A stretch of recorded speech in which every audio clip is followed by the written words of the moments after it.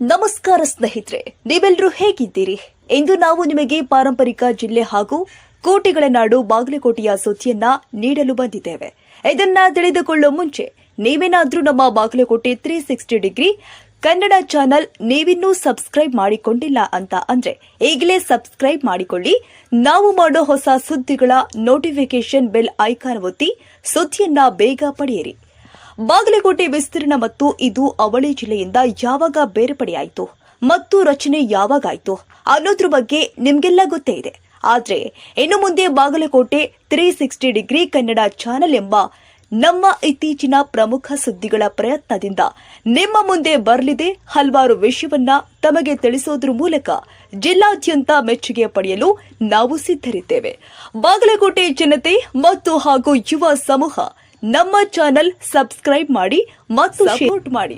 ಎಲ್ಲರಿಗೂ ಧನ್ಯವಾದಗಳು. ಶುಭ ದಿನ.